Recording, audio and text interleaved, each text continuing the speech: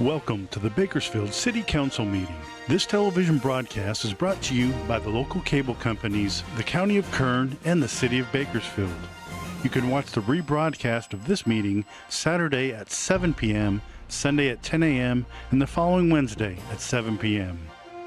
You can download the agenda for this meeting at www.bakersfieldcity.us. Presiding over this evening's meeting, the Honorable Mayor Karen K. Go.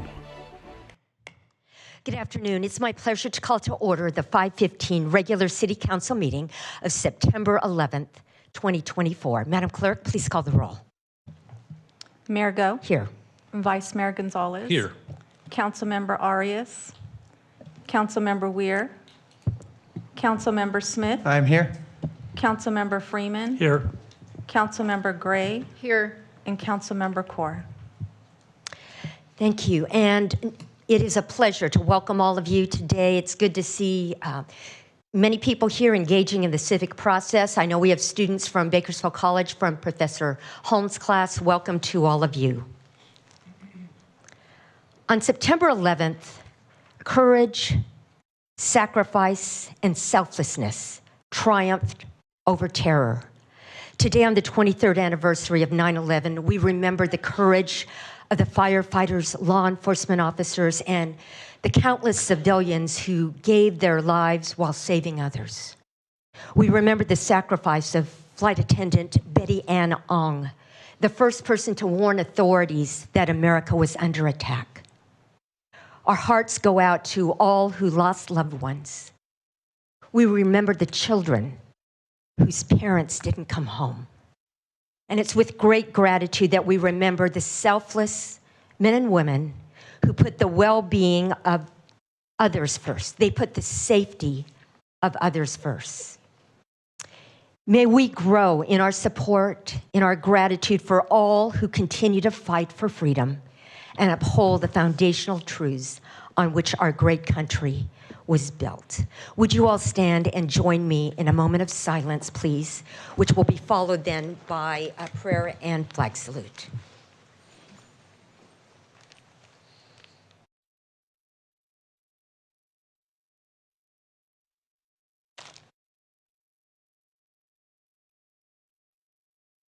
Heavenly Father, today we're grateful for sacrifice. We're so grateful for those who sacrificed for others, for the brave men and women who didn't think of themselves, but they put others first. We remember our firefighters, the law enforcement, all the civilians who saved others, not thinking of themselves. And today, we remember their families, their loved ones, and we remember all of those who continue to fight for freedom. We're so grateful for all of our law enforcement, all of our first responders, even today. And it is in the name of the one who paid the ultimate sacrifice for the world that we pray. Amen. Please join us in saluting the flag. Chief Frando will lead us. Salute, pledge. I pledge allegiance to the flag of the United States of America and to the republic for which it stands, one nation, under God, indivisible, with liberty and justice for all. Thank you, and you may be seated.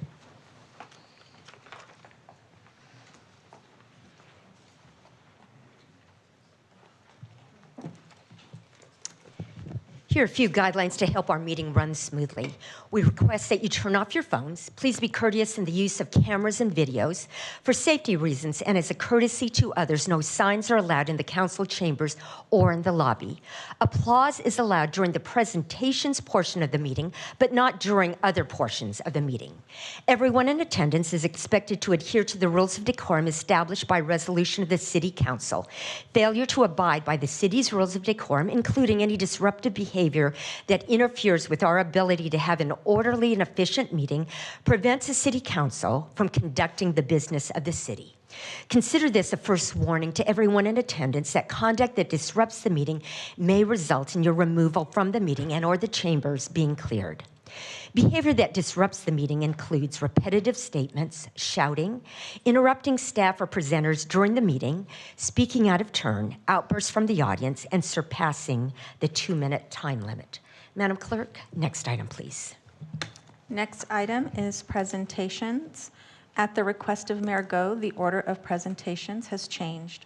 Our first presentation is 4B, Proclamation to Jeremy Tobias, Community Action Partnership of Kern, Chief Executive Officer, Callie Lowry, CAPK Food Bank Program Administrator, Lewis Gill, CAPK Chief Program Officer, and Savannah Oates, Advocacy and PR Manager, declaring September 2024 as Hunger Action Month in Bakersfield.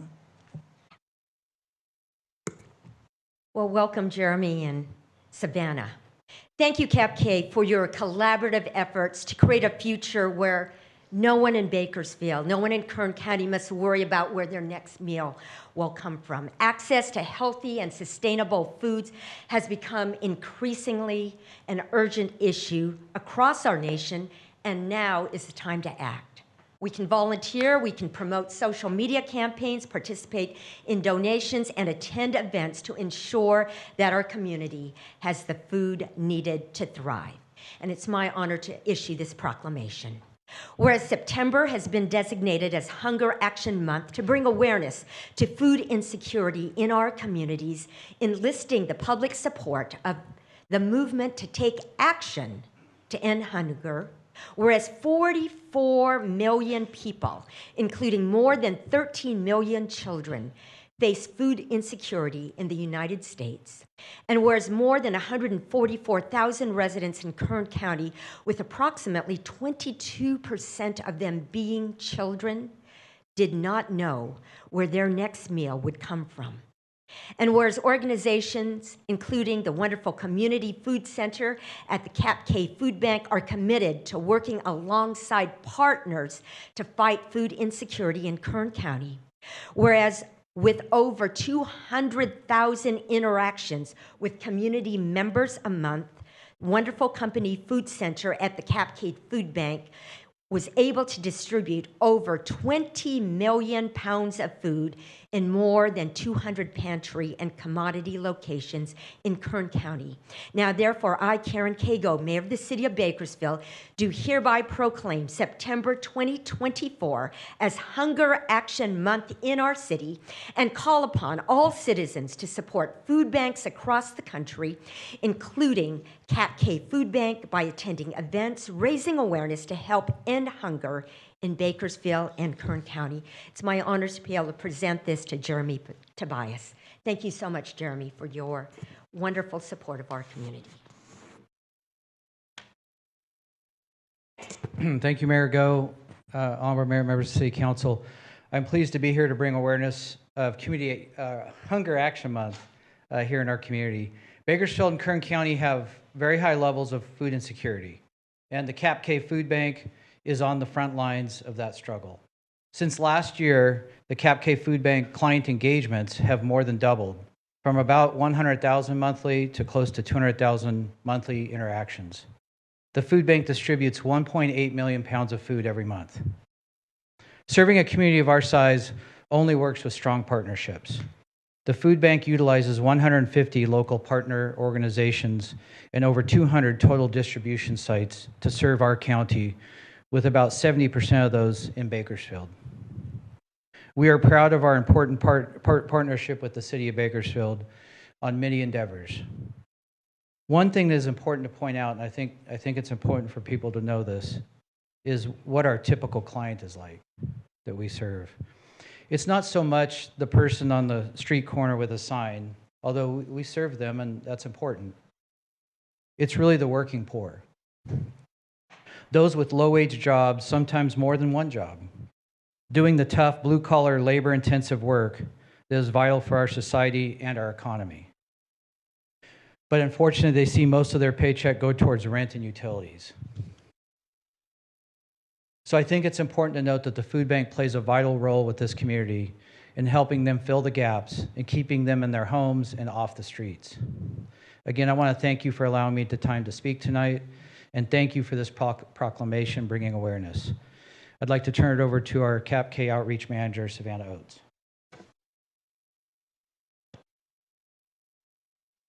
Good evening, everyone. I'd like to come up and thank some of you guys for attending our press conference. And I think the biggest thing to put in conception here is it's Hunger Action Month.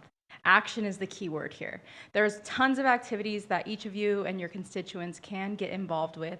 One of the biggest ones that they'll kind of mention a little bit later with the fair is the Feed the Need food drive that we do annually. This year it'll be September 24th from 4 to 11 p.m.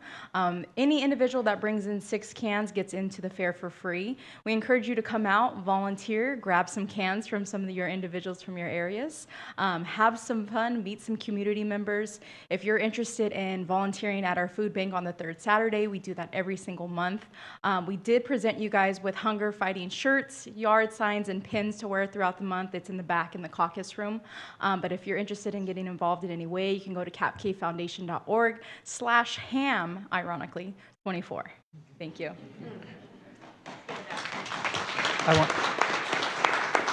One other thing, I want to give a shout out to the Kern County Fair and their board. They give up their gate one night for us at our food bank. They offer free admittance with the donation of 6 cans of food. So they give that up for us one night at the fair, and that's a big deal. Thank you to the Kern County Fair Board.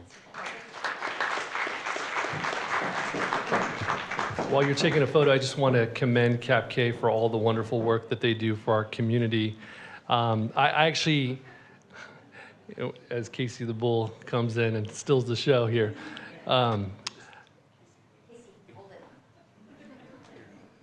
if I can just share, I'm part of a group that has a regular food distribution in East Bakersfield on Niles of Monterey, and we serve well over 200 families each and every month, and we've been doing that consistently for the last 5 years, and that we would not be able to do it if it wasn't for CAP-K Food Bank and for the wonderful partnership that the community has established. And so I see it firsthand. The need is only growing in our community in East Bakersfield, and many of my constituents really benefit from the services that you provide. So on behalf of all of them, I just want to thank all of you for your work. Yeah.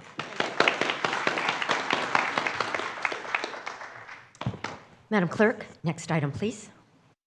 Presentation 4A, proclamation to Casey the Bull and Kern County Fair Chief Executive Officer Mike Olcott, declaring September 18, 2024 through September 29, 2024 as Kern County Fair Days in Bakersfield.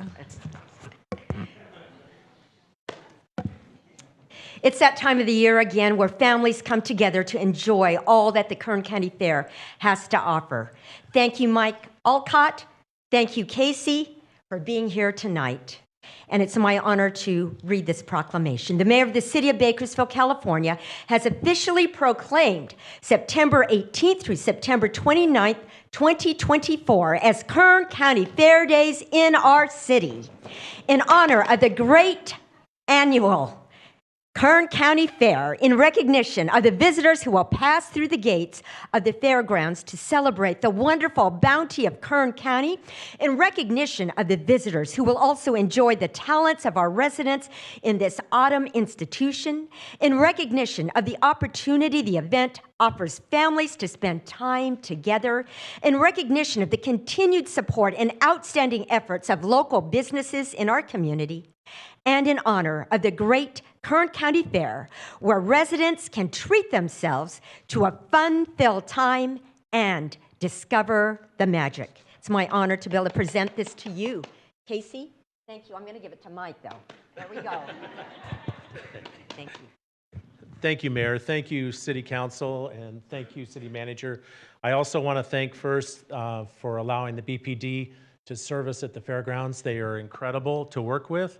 Officer Dossie, Officer Birchtold and all the officers out there. They've been incredible to work with, and they keep us safe, and we appreciate your efforts on that part. I do want to thank Jeremy. I don't know if he's still here, but we do give about 50,000 pounds of food in one night for CAPK, which is incredible for their food bank, so that they can help serve those that have food insecurity in our community. And the board of directors are very happy to be able to do that and continue to want to do that every year. So thank you to CAPK for their support, and thank you for your support. This year we have an incredible fair. Our numbers seem to be trending right on track, so we should have close to 400,000 people here. They'll be here for the 12 days of fair, mostly on the weekends, so you might want to shy away from the weekends.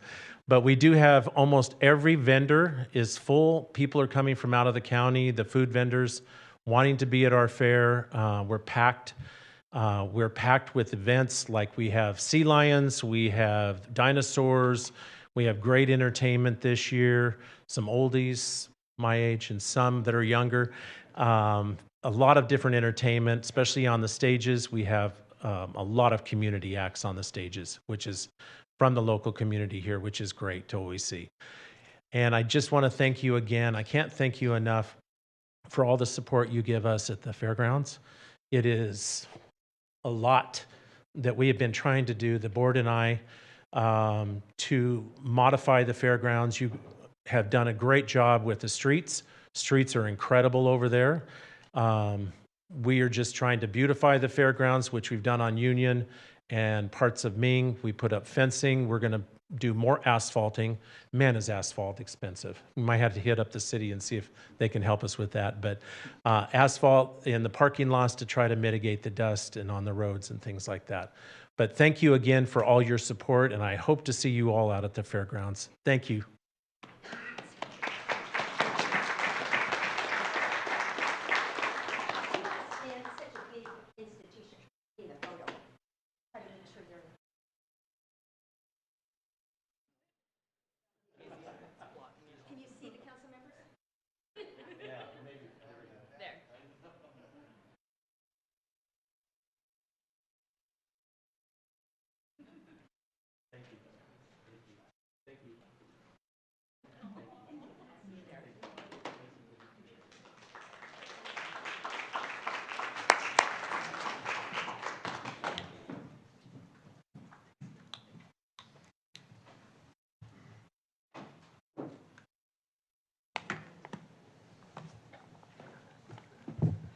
Next item, please. Public statements. Thank you. In keeping with the council's resolution, public statements are now received at different times depending on the item.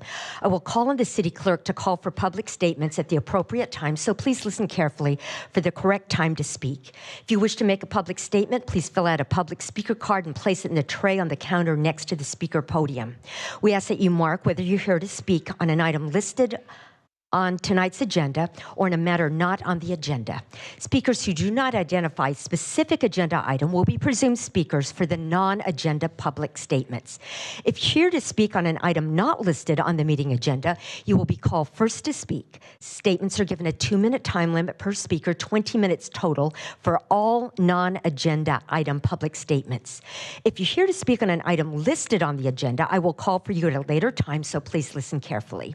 If public statements become disruptive and I have to clear the chambers to regain order of the meeting, you will be called in one at a time to provide your public statement when your item is called. Madam Clerk, do we have any public speakers regarding items not listed on the agenda? Mayor Go, we have received 13 speaker cards for items not on tonight's agenda. Thank you. And would you please call them? The first speaker is Harry Love, followed by Maria Quiones and Kev. Thank you. And for the record, Councilmember Arias has entered. Good evening, Welcome. Mayor Go and members of the council. My name is Harry Love, and I'm here as a retired history teacher because history is important on the topic I'd like to bring up. I came here 57 years ago. For many of you, that's a long time. 1967. Came here to teach at Foothill High School. I'm from Los Angeles. the other side, down that, those evil people talk about. And I came here to teach, and I drove across the bridge on Chester. And as I drove across the bridge in my Mustang, by the way, I noticed a sign. The sign said, "No diving." The sign is still there. And I looked over the edge, and all I saw was sand. And when I followed my first students, I said, "Is there something I don't know? You need to be told not to dive off this bridge." And they said, "Well, we never see water in there." And I said, "Really?" I didn't know. It's called a river, but I guess it's just a riverbed.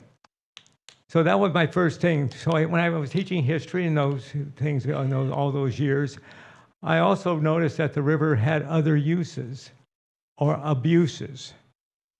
There used to be sand drag races on Saturday morning, and I'd hear them. I lived off of Stockdale Highway, and I hear about 6 o'clock in the morning sand. In other words, that riverbed became a motorized place.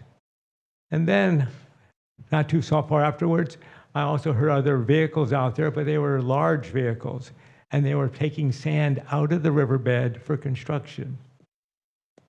So that riverbed became an economic or a toy thing, but not a river. So I'm very concerned the fact that we've had water in there for the last 2 years, and now we don't. And I think it's because as I look at history, you have a role as a custodian for the people of Bakersfield on behalf of those people to keep that asset Mr. running Love, as a river. your time is up. Would you bring your comments to a Thank you close, very please? much. Thank you, Mr. Love. Next speaker, please. Maria Quiones.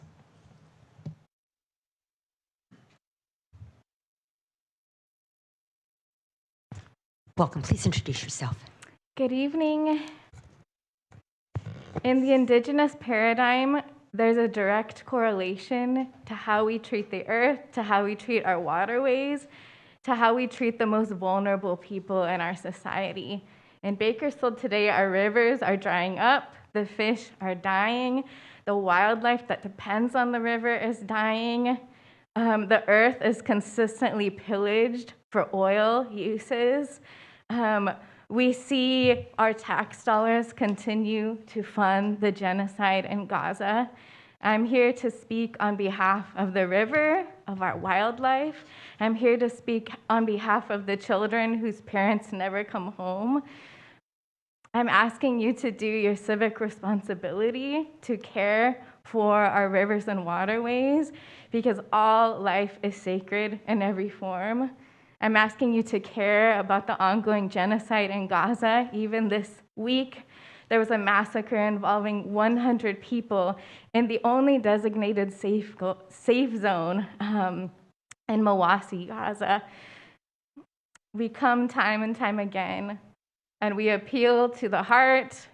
We come with all of our hearts and all of our strength to ask you to care for our environment, to care for our rivers. Our rivers are not for sale. Our rivers should not be siphoned or sold to other counties. This has been happening for the past 500 years. I'm not sure if you know, but the valley used to be a marshland, and we stand on Yokit's land. And so even as an Indigenous woman, I want to honor the Yokit's people, the animals, the waterways that died because we did not protect this environment. I ask you today to right the wrongs of history. I ask you, as people, I know some of you declare that you're people of faith. I ask you to be decent human beings. Thank you, Ms. Quinones. Next speaker, just a reminder to the audience that applause is not allowed during this part. I know you're passionate, and just a reminder. Thank you. Next speaker, please. Kev. Welcome. Please introduce yourself. Hey, Council. It's been a while since I've given a comment, right? Not that long, but I can still say that at its core, the way you manage the city is inhumane. And to say it flat out, the drying of the Kern River was a mass murder on the local wildlife. But what else can I expect from not even a council, just individuals who wouldn't even condemn the massacres of human beings in current time? where death like that doesn't even faze you. Because for whatever reason, why was drying the river your solution? Why cut the trees in downtown at all? Why avoid talks on a tenant's right to counsel or not fund it well enough when you'll fund a rapid response team to remove encampments? You'll spend a combined millions of dollars on police for mass surveillance systems, for surplus, not regular supply, but surplus ammunition out of anything but the actual police budget? Then again, any of your good actions are to show face or comply with law. You should be mobilizing to systemically uplift communities in the city. Like, why does the majority of our funds come from social programs? Why do they come from state or federal grants? Why do we have to wait for infrastructure to fail before it becomes fixed or even the thought of getting fixed? Why do we have to experience 115-degree plus heat waves for you to see your environmental impacts? See, it could be so much easier for the people in this city to live easily, but your priorities say otherwise. And outside of saying free Palestine, Sudan, and Congo, and those oppressed by imperialism, I'll say free our ecosystems, our wildlife, our rivers, our lakes, and our land, which is exploited and pillaged for profit and war. Thank you. Next speaker, please. Ray McDish, followed by Auntie Lauer. Welcome. Please introduce yourself. Good afternoon. I am Dr. Ray McNish, freshwater ecologist and associate professor at California State University, Bakersfield, from the Department of Biology. 3,033. This is the number of dead fish, which include the native Sacramento suckers, that my students and I have documented in the Kern River over the past 7 days. Specifically throughout the BISA, the Bakersfield Environmental Studies area, which is approximately 1.5 river mile long. My research team at CSUB has been conducting weekly monitoring in the Kern River from the Stockdale Bridge up to Hart Park over the past 2 months. We have documented multiple mass fish death events since August 28th. The rapid decline of fish populations in the river, in conjunction with substantial reductions of water availability in the river channel, is exceptionally concerning, especially from a scientific and personal point of view. I implore the leaders of our community to seek and apply alternative methods in the future to balance societal needs and flood control with supporting the river ecosystem. One potential alternative method that can be included is incorporating a river bypass to dry out a subsection of the river channel where maintenance activities can be planned and conducted. This would divert water and relevant aquatic wildlife to a downstream location, therefore minimally disrupting the biological integrity of the river. This strategy, among other strategies, will help support the river ecosystem while still maintaining and meeting the safety and recreational needs of our community. Thank you for your time and consideration. I have supplied a copy of what I've just said to you. Thank you, Dr. McNish. Next speaker, please.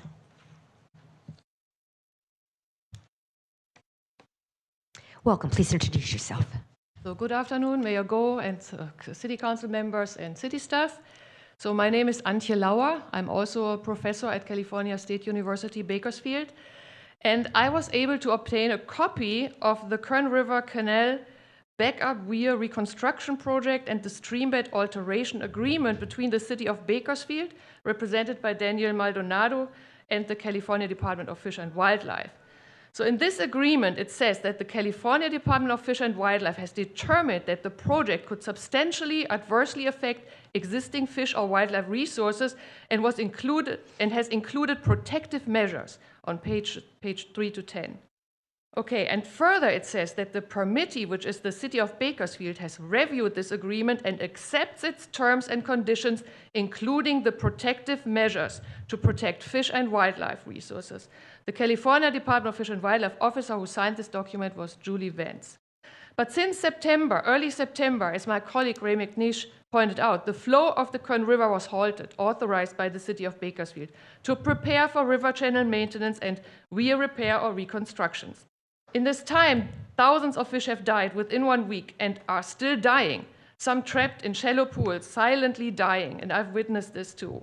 among them native species at the Sacramento Sucker. And we saw them trying to actually get over the weir at Stockdale Bridge, but they were trapped there because there was no fish ladder. This is a native fish. Okay, and this is also violating Fish and Game Code 5937 and 5901.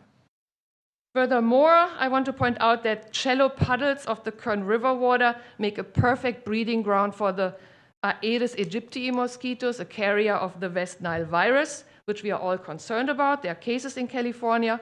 When all mosquito fish are dead in shallow puddles, mosquito larvae can still thrive in oxygen-depleted water that is above 90 degrees Fahrenheit. Ms. Lauer, your time is up. Can you bring your comments to a close, please? I contacted public health, but there was no response. Thank you. Thank you, Ms. Lauer. Madam Clerk, next speaker, please.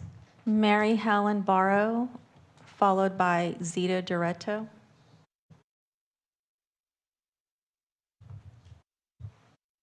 Welcome. Please introduce yourself. Thank you. Good evening, Mayor Go, members of the council and staff. First, I want to thank you, Mayor Go and Andre Gonzalez, for being at the 9/11 ceremony this morning. It was beautiful, and a lot of people here may not know, but the sister of one of the stewardesses on that plane that hit one of the towers has lived all her life here in Bakersfield, Miss Ong and her husband, Ed Herrera. So they're local folks, just because the plane hit in New York, but they were Bakersfield people that died on that plane. Thank you. Also, I came here because the city recently did some work on Sacramento Street next to my property, and the plumbing is leaking. I told them about it. They still left it that way. So anytime my neighbors, myself, and if our sprinklers run, water runs down the street, and sometimes water runs down the street even when we don't put our sprinklers on. It's the pipes are not sealed properly, okay? And also, I'm going to request the city to evaluate whether we can have speed bumps on Sacramento Street. I'm a retired teacher. We have Longfellow School at the end of our block there, and mothers walking the children to Longfellow School, and sometimes they have strollers, and there are seniors in wheelchairs. One of the seniors in the wheelchair almost got run over because people speed down Sacramento Street to get to Bernard. And so we need maybe some speed bumps, a few low-level ones, so that our seniors and mothers and children will be safe going to school and walking in our neighborhood, okay? And then the other thing that I wanted to support the Kern River effort because it is so important. You know, having a beautiful river run through your city raises property values, folks. And we really need to have the water stay here, not sold for profit to Southern California buyers, because that's Ms. what's Barrow, been going your on. time is up. Thank you. Thank you for your comments. Thank you very much. Vice Mayor. Thank you, Ms. Barrow, for your comments today. I'm sorry that I no longer represent you on the City Council. You're now part of Ward 3. But I will make a referral on your behalf to Mr. Meyer if we can look at the drainage issues that she cited. I'm hoping that we can address them. And then to your second point regarding neighborhood traffic, I couldn't agree with you more. People drive too fast in our residential neighborhoods. And in particular, with no regard to schools and in school zones, they drive far too recklessly. And we have adopted a traffic calming handbook, neighborhood traffic calming handbook for residents to look at and to find treatments to reduce the traffic speed on residential streets. And so I'd like to refer you to that document. I'll send it to you myself, make sure that you have that. And hopefully we can work together with the residents so we can find some ways in which we can calm the traffic on those streets in your neighborhood. It's a beautiful neighborhood, a historic part of our city. We need to protect it. You bet. Madam Clerk, next speaker, please. Good evening. My name is Zita Doroteo. I'm a parent of 2 students at Jefferson Elementary. I'm here to address traffic control and our children's safety. I volunteer each morning to cross as a cross guard at our school at the corner of Lincoln and King Street in front of Jefferson Elementary. Here we only have one crosswalk that's going across King Street with one stop sign. The other street is a through street with no stop sign at all. On the end of the street, we have a freeway entrance. We have cars speeding through here with no regards to our children, and the cars are going way more over than 30 miles per hour. I've been almost hit countless times trying to cross our children safely through these streets. I have also personally had to push children out of the way of cars not yielding to the small children crossing. I am out there with a stop sign and an orange vest. Last week, I personally witnessed one of our support staff helping crossing the children when I couldn't do it. And it was about 5 elementary students with parents crossing, almost getting hit by a truck who's coming down where there's no stop sign to make a right-hand turn onto King, where the children are in the middle of the crosswalk already, almost hitting the children and the staff member, and then getting off the truck wanting to assault our staff member.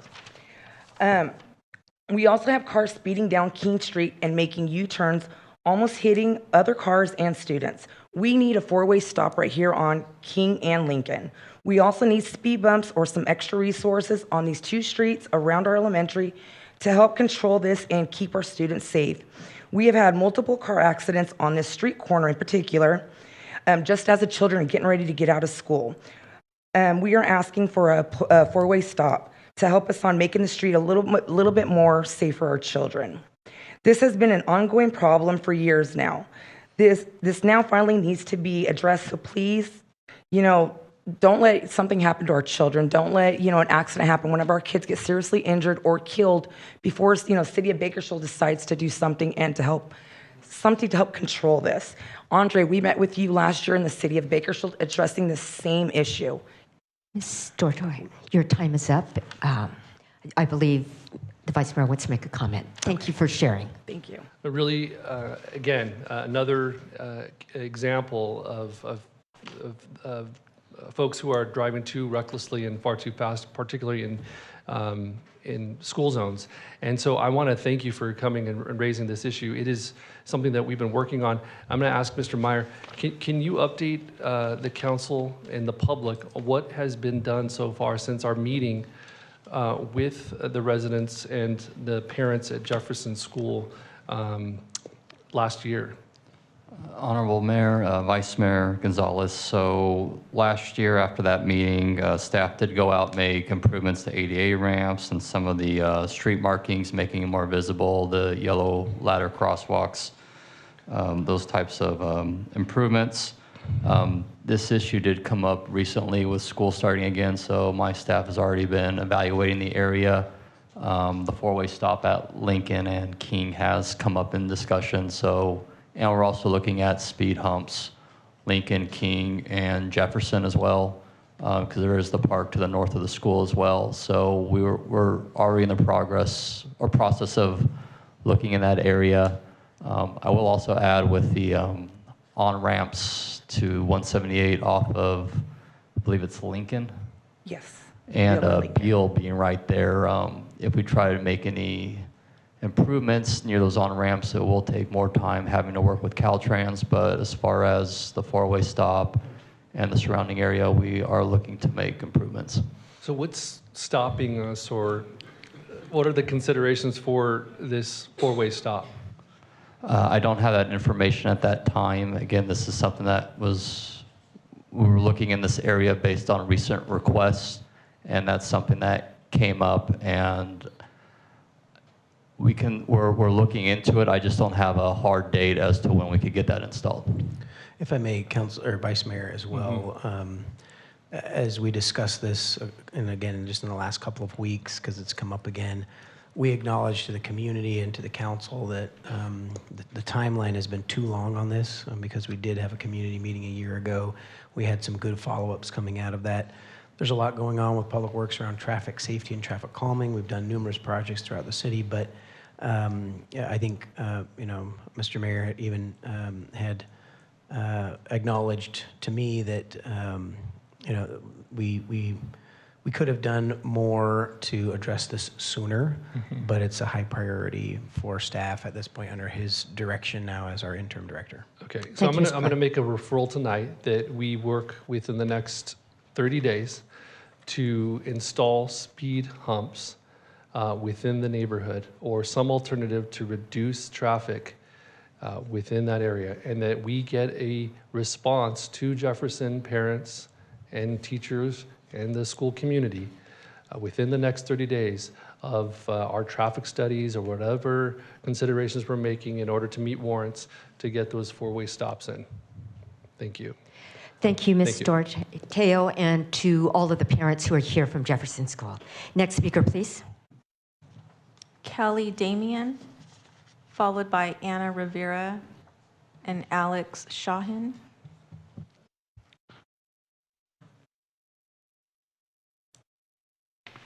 Welcome. Please introduce yourself. My name is Kelly Damian. I'm here on behalf of the river. And for anybody who's here tonight, who's also here on behalf of the river, will you please raise your hand? So take a look, guys. We're here, we're talking to you.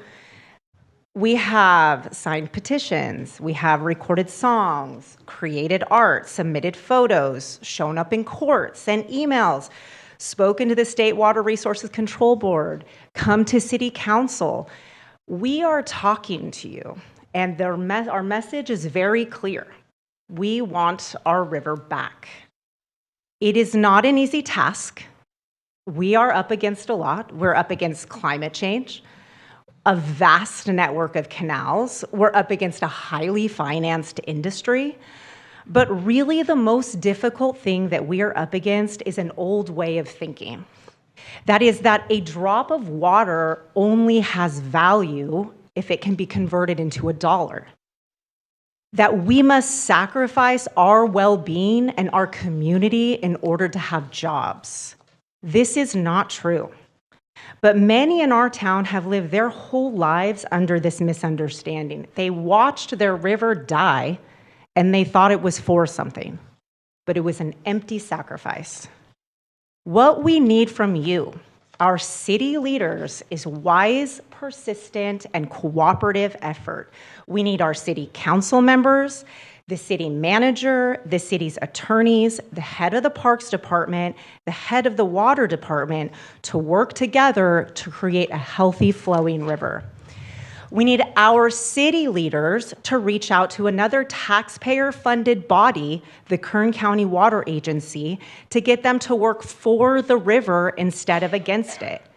We need our city leaders to advocate on our behalf with the water agencies that hold rights to the river. Ms. Damian, your time is up. Could you bring your comments to a close, please? Okay. What I want you guys to do tonight is I want you to look at this group that is gathered here in front of you.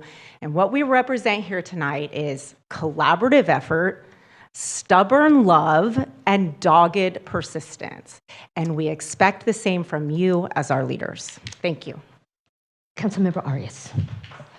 Just a reminder again, and I'm not going to do this again, please. This portion of the meeting, we don't have applause. Thank you for being passionate, but we just don't allow that. Councilmember Arias. Thank you, Mayor. I was going to say my comments towards the end because I'm sure there's additional speakers who are going to come up and potentially talk about this issue. But I think this last speaker hit the nail, right on the head. The fact is we need greater communication on all fronts. And we have heard you loud and clear in this chamber, on social media, in the paper, and I just want to commend everyone, including a good friend of mine, Mr. Harry Love. Thank you so much for all that you've done to educate our youth and support our We the People programs throughout the county. But no, thank you for your continued advocacy on this important effort. I think we share a brain on many of these issues, and I think that we could be doing a significantly better job at communicating what it is that we are doing, and also talk about the ways that you all are helping inform our decision making at the City of Bakersfield. So I also think, though, this conversation must also include some of the other challenges that we're facing throughout the city, namely some of the homeless encampments that we find along the river, which not only cause issues for folks who are, walking, biking, enjoying, the river recreationally, but also the damage that it could potentially pose to some of the wildlife and the trees in the area, the shrubbery, because we do have to send in, at times, equipment and trucks, et cetera, into those encampments and those spaces to clean up some of the mess there. And so I think that it would be great. We've done this for other issues throughout the city. I think it would be great if we set up some sort of standing meeting between our city departments, whether that be Water Division, our Code Enforcement Officer leads, our Parks and Recreation Department, and work with, this is not an exhaustive list, but many of the folks who are in the room, including some of the professors at CSU Bakersfield, from Kern Community College District, some of the advocates who have been coming every single meeting, it seems like, talking about this very issue. And let's talk to them on the front end. In many cases, they are the experts on these issues, and they should at least be informed of how we're thinking through some of these challenges. 3,000 fish dead in the river is a failure on our part. And I think we could do better, and we have to do better. So that's going to be my referral. I'll ask that we make this a standing meeting and loop in our community on this issue. Thank you. Next speaker, please. Oh, Councilmember Smith, sorry. Thank you, Mayor. I too want to commend the community for all the work for trying to get water in the river. And for 2 years, we've had a beautiful river through Bakersfield, and it has been a different city because of that. I know the advocates understand that the reason there's no water in the river today is because the courts had an injunction that water would continue to flow in the river, and that injunction was appealed by the ag districts and was successful in the appeal, so that the courts have determined that the city of Bakersfield, and correct me if I'm wrong, staff, that we are to operate the river per the agreements, the contracts with the ag districts. We ran what water we had, what water we have rights to, as long as we could. We saved some water in Lake Isabella in case it's a dry year for domestic use. We want water in the river. And I agree, if we can work with ag districts, work with the water agency, and somehow make it happen. And I love the community involvement. But the city of Bakersfield didn't just randomly shut the water off. We, as much as you, and the council has for years, since I've been on and before, voted to try and use various means, state water board, lawsuits to get more water in the river, and have not been successful yet, but we will continue with you to work in that direction. Mr. Nero, Mr. Clegg, would you like to add anything to that? Thank you. Yeah, thank you, Mayor and Council. Just a few additional thoughts. I would confirm, publicly what Councilmember Smith has shared is that it is true that we are obligated by court direction to continue to operate the river as outlined in the historical agreements. I would also reiterate that the city, from May through August, we chose to run on what rights we had to water through the river through all of those months. At this point, the reality is if I could just put it very bluntly, is the city really has no water to run through the river that is ours. There's very limited surface water that still goes to the treatment plants for domestic use, but it is a trickle by comparison. And so, again, I would acknowledge that we could have communicated better about this issue, that we could work with our partners about this issue. But the reality is we don't have water as a city to run through the river.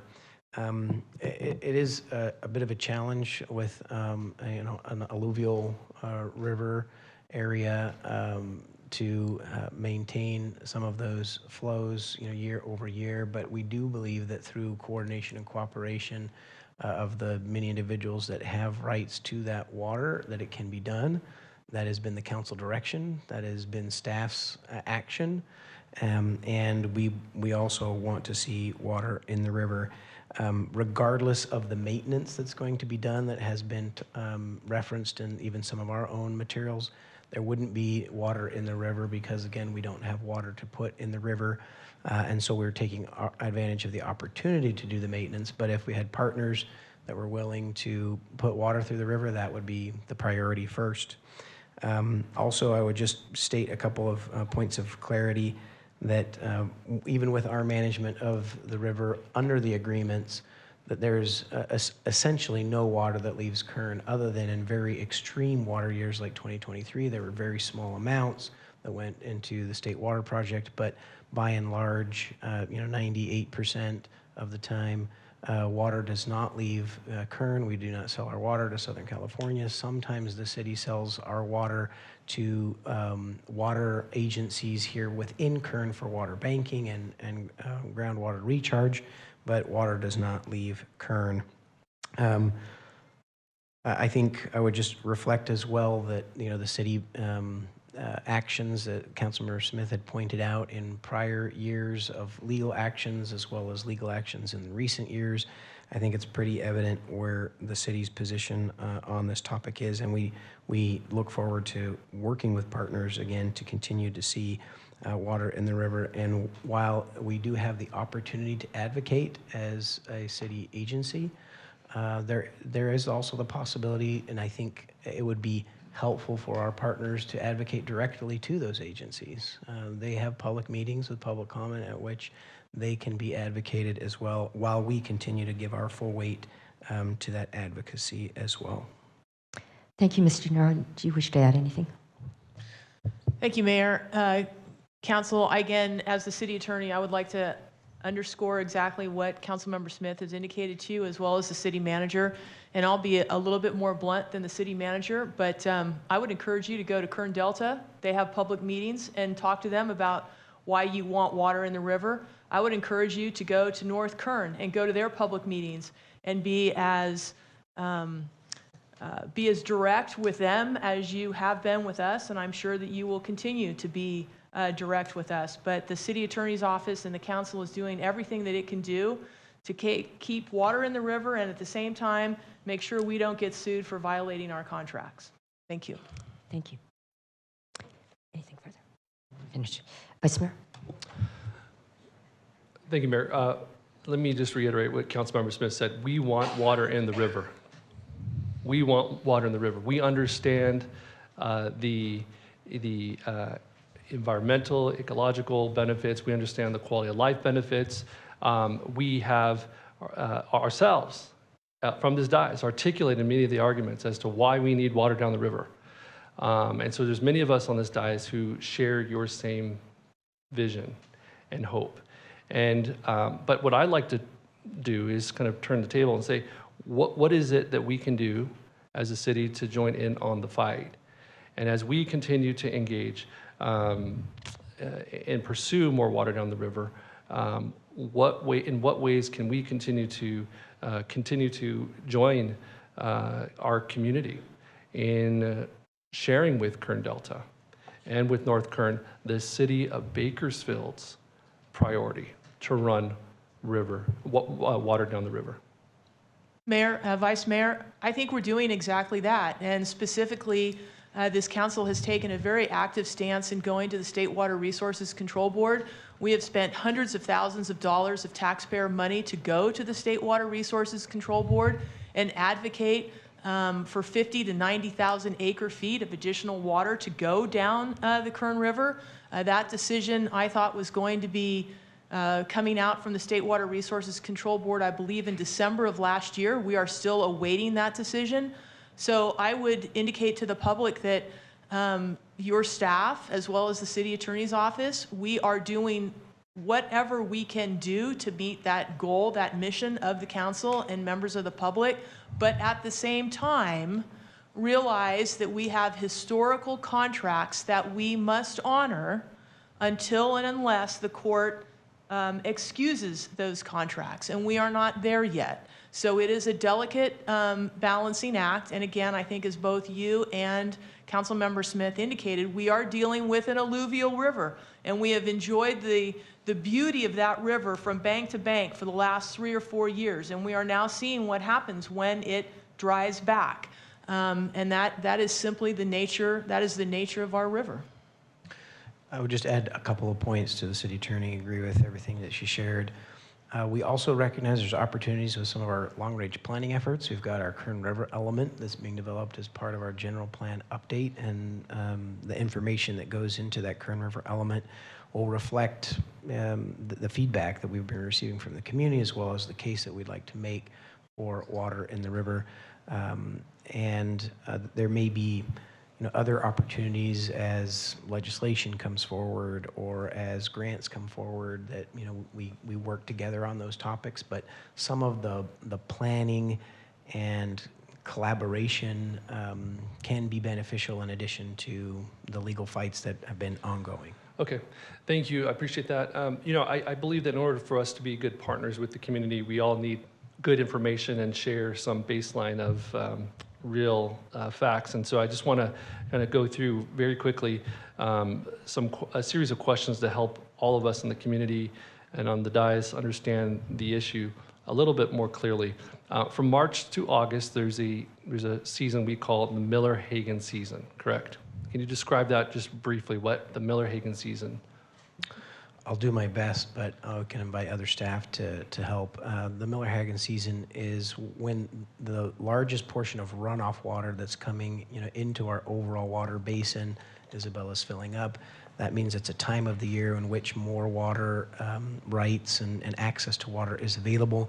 And we have the ability to use that water. We could send it to treatment plants and other retention areas like Truxton Lakes, but also we can choose to run it down the river. This year we ran it down the river, and again we're fortunate with so much of that water again in a wet year, this last water year, that we were able to see 80,000 acre-feet recharged into groundwater by running it through the river. But that's essentially what the Miller-Hagen season is. And we measure river flow by CFS, or cubic feet per second.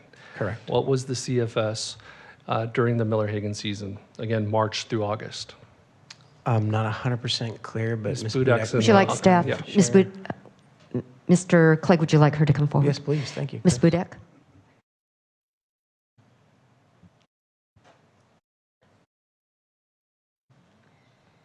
Welcome. Good evening, Mayor, Go, and Council. I don't have the exact numbers, but on average, during Miller-Hagen season, our approximate average daily CFS was just over 300 CFS a day during those 6 months.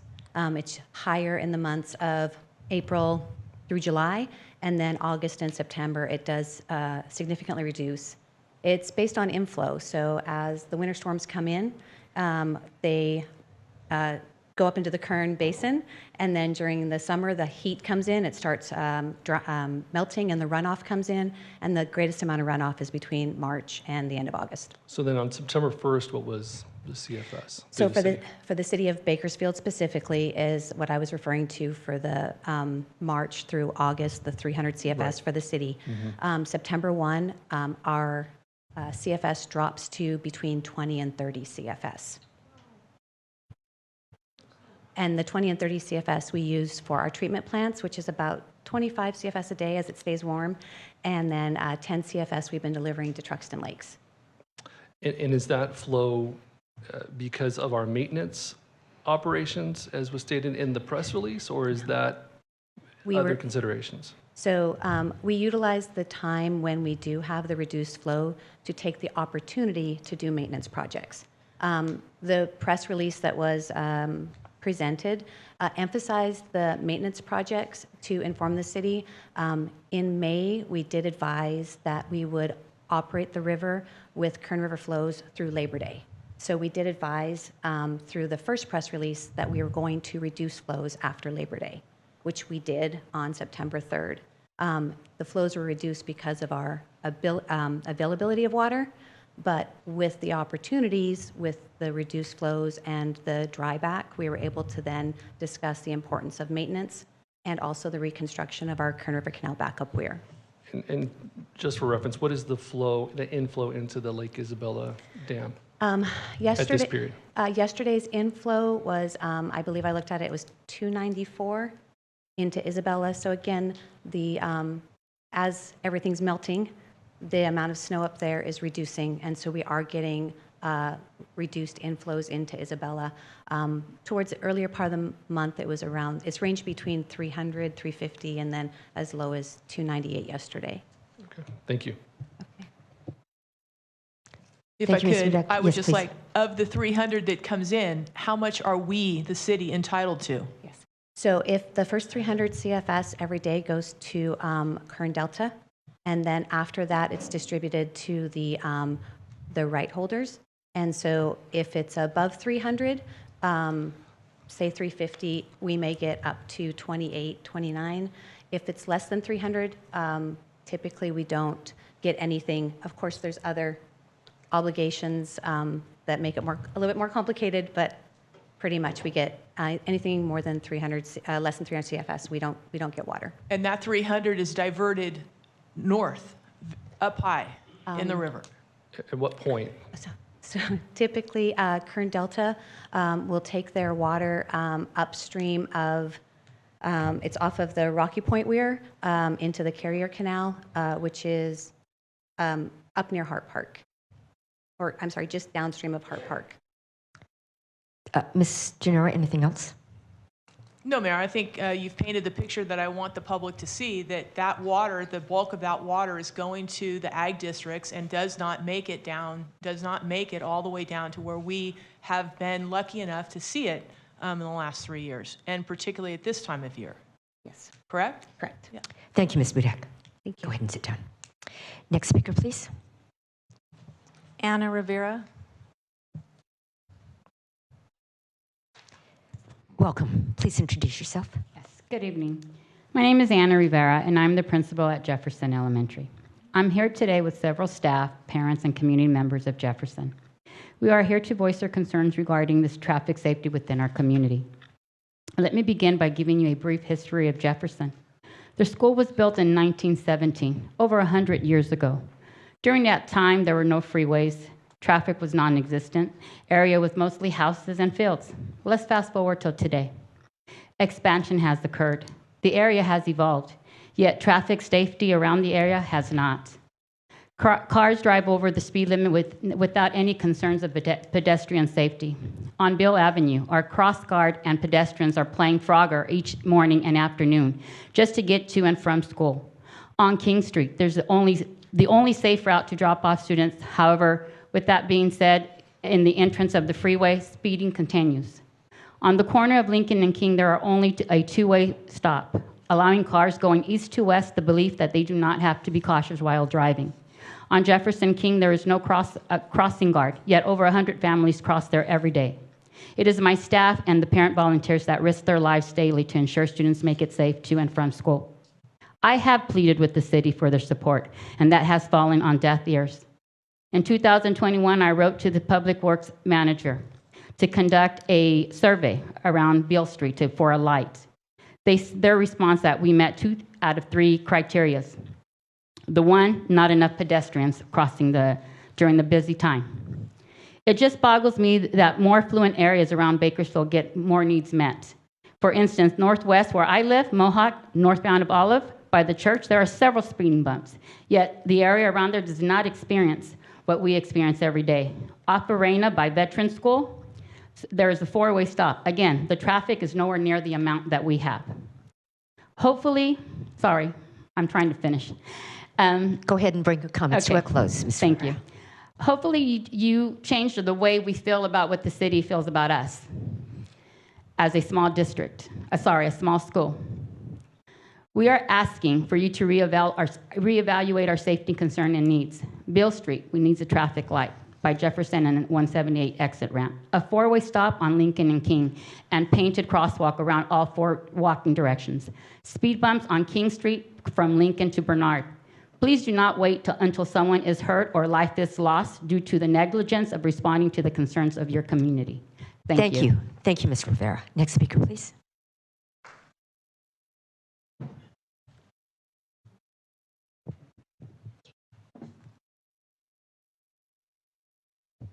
So we've finished this segment, all 20 minutes of it. Do we have any, Madam Clerk? Moving on now to the next section. Consent calendar items 7A through 7I for approval. Thank you. Colleagues, do any of you wish to? Mayor, I'm sorry. I'm sorry to interrupt. We Yes. did non-agenda items. Do we have any public speaking for agenda items? We do not have any cards. Got it. Thank you. Thank you. Let's just wait until the chamber's clear. Thank you all for your participation today, and we value your input. Okay, while they're doing that, does anybody wish to recuse himself or move anything for separate consideration? No. Vice Mayor? Move to approve the consent calendar. You have a motion? Please cast your votes.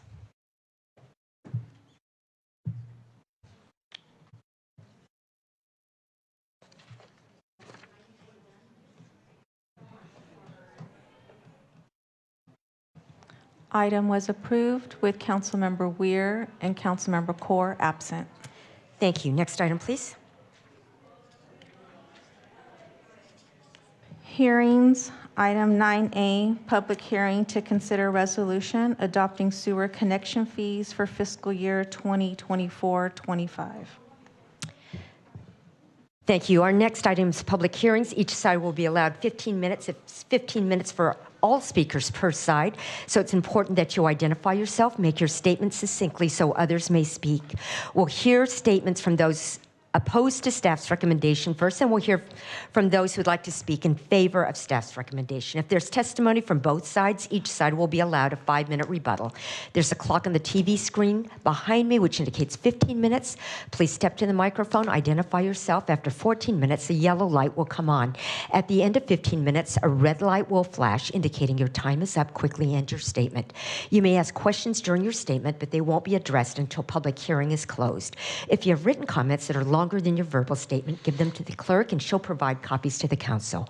Please be courteous to others who wish to speak. Madam Clerk, please read the public hearing item.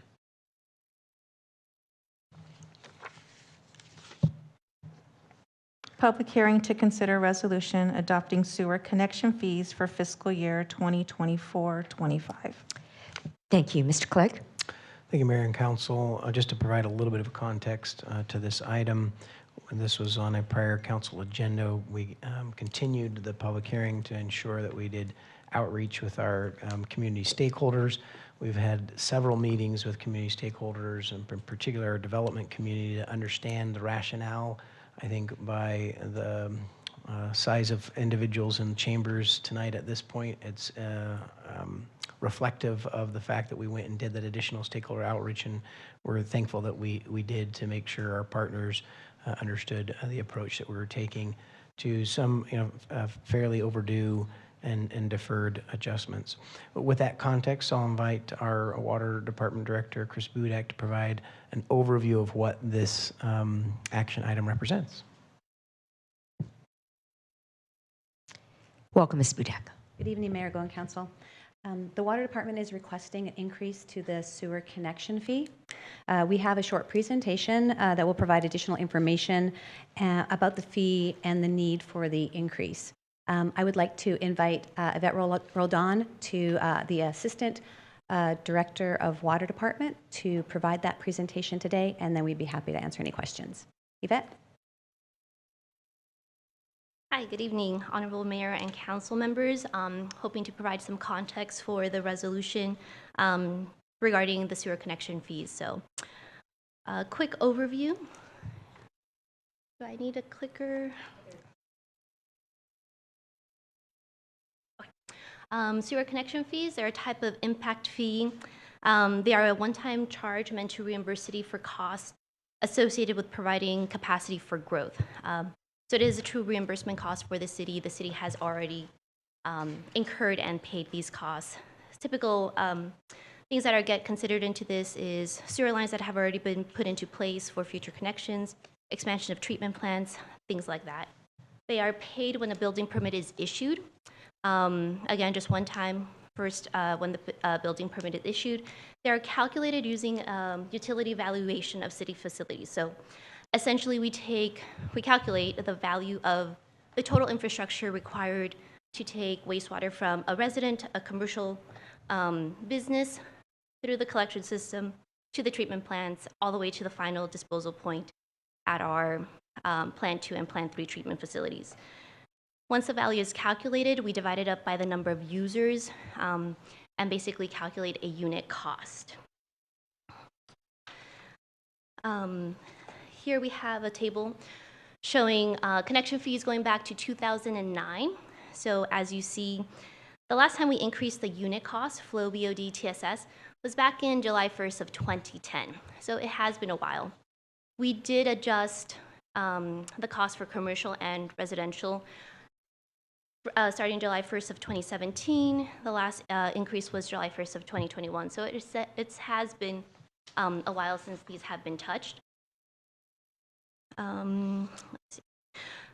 That last column there is to show a comparison. So a typical approach that cities will take is they do a thorough assessment, calculate the connection fees, and then they just increase it by a construction index between, thorough evaluations. Had the city done that, had we taken that approach starting in 2009, using that construction cost index increase, we would have a connection fee upwards of $7,000 opposed to our current $5,000. This is an approach that, as the city manager mentioned, we did outreach. One of the outreaches was Home Builders Association, and they were actually, when we kind of presented this, they're like, they stated that they would have appreciated something like this opposed to, a big increase every once in a while. A gradual increase was their preferred method. So we would like to take them up on that methodology suggestion. Lastly, connection fees, the ones we are being proposed. These are the unit costs that we calculated using that valuation approach that we described. So proposed unit cost for flow would go up to $27 gallon per day, BOD 1,438, TSS 737. So these are the unit cost components that we then use to calculate. We basically multiply it out using standard industry practices to come up with the residential fee and then a commercial connection fee. So the connection fee being proposed is $6,947 for residentials. And again, these are for new connections. Commercial, $278 per fixture.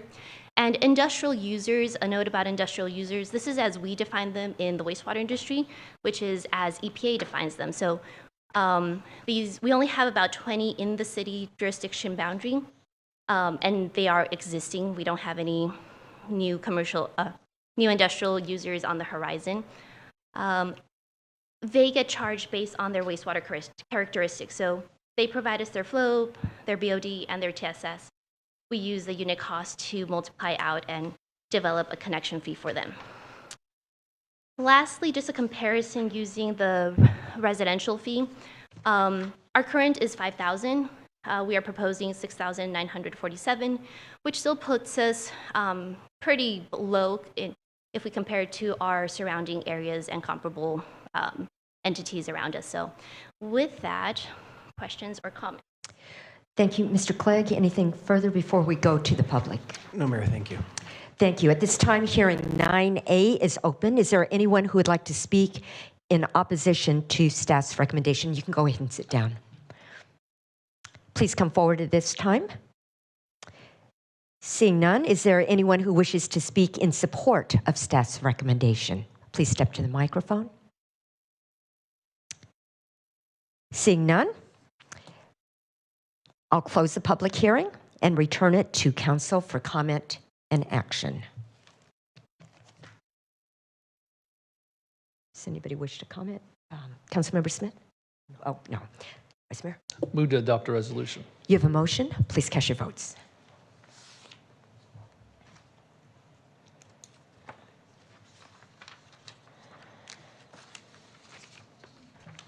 Motion was approved with Councilmember Weir and Core absent. Thank you. Next item, please. Council and mayor statements.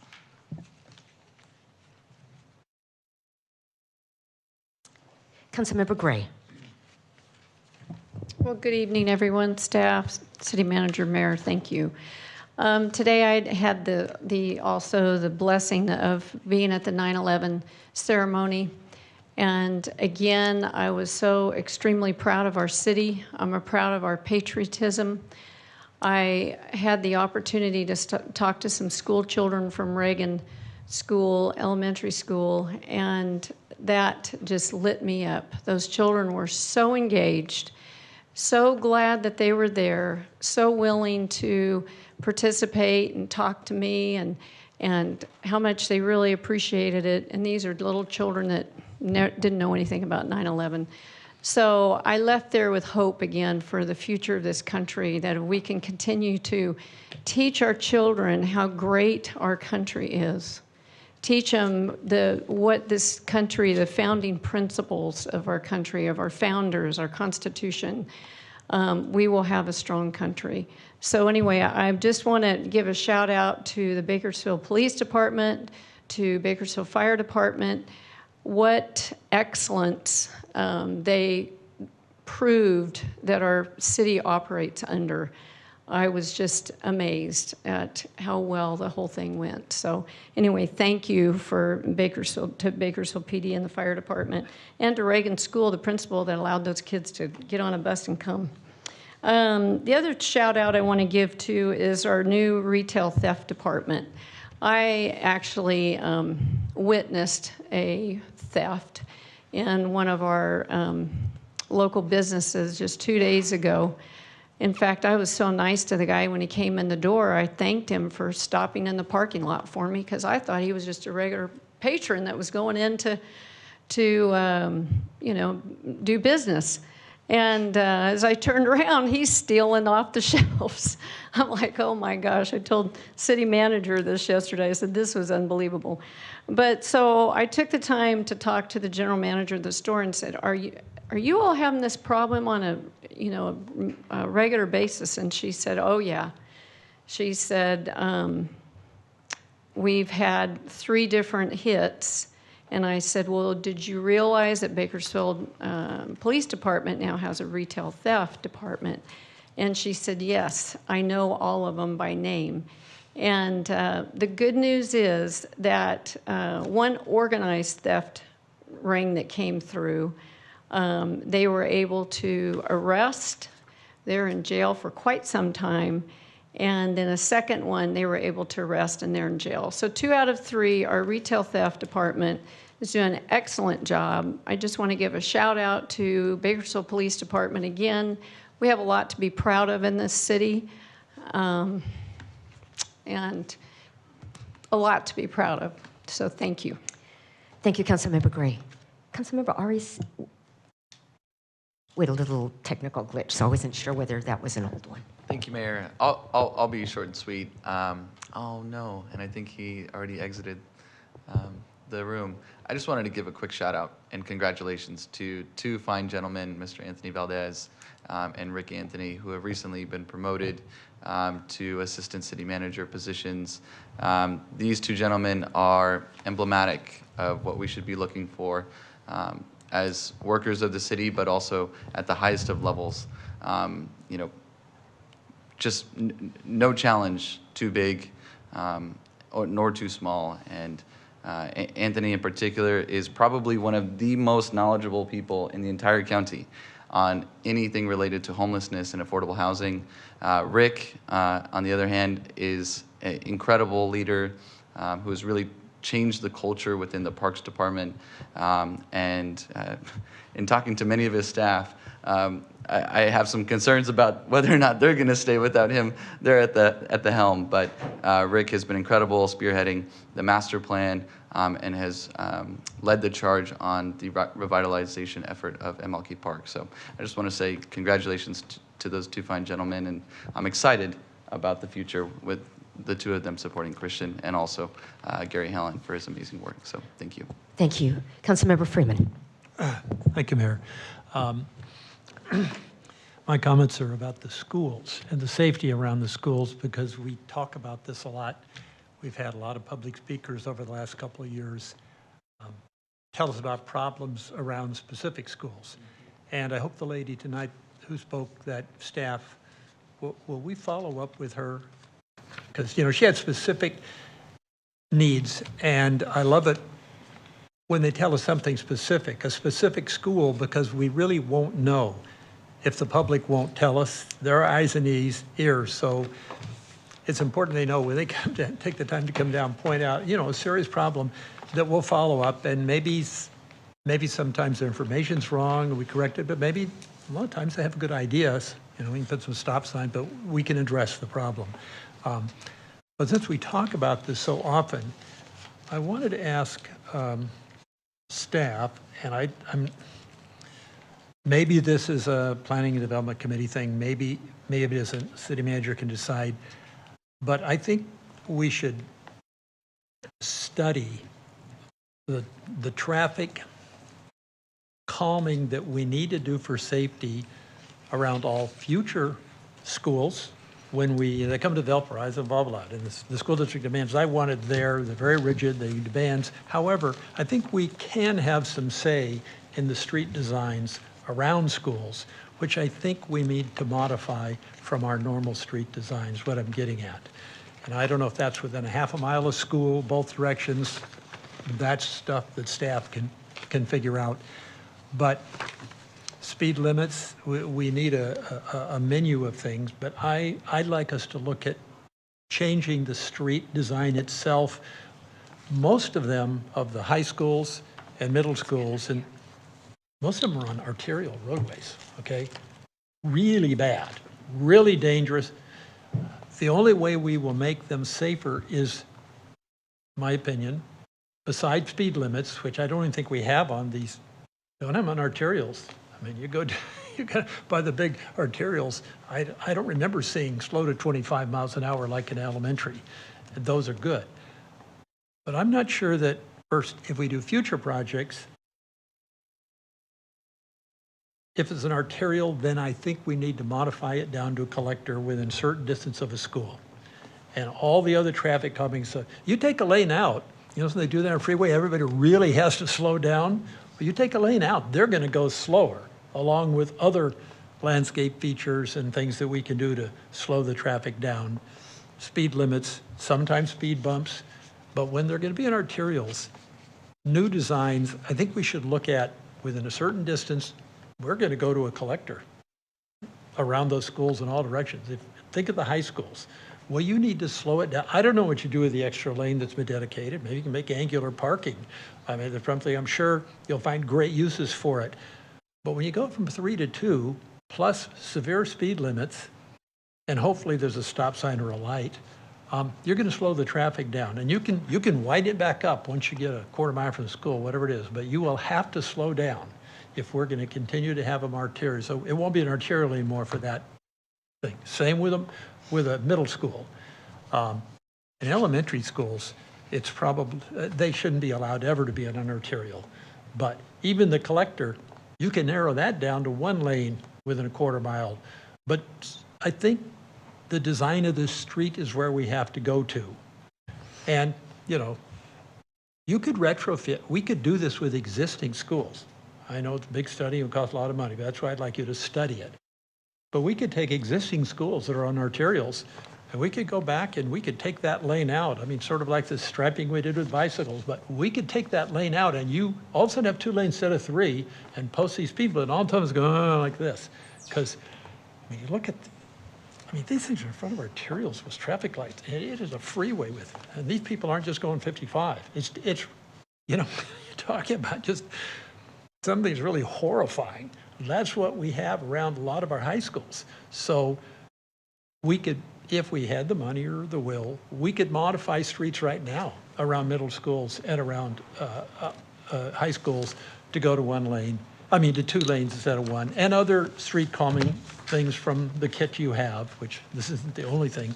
But I think in the end, as long as you have 3 lanes going down that in front of the high schools, and which means it's arterial, very fast traffic, you're going to have a problem. So I kind of wonder if we could look at, for the future, when we design a street and approve it with a school, and if we ever had the money to look at, maybe it's the most dangerous situation, we have high schools where we could take a lane out.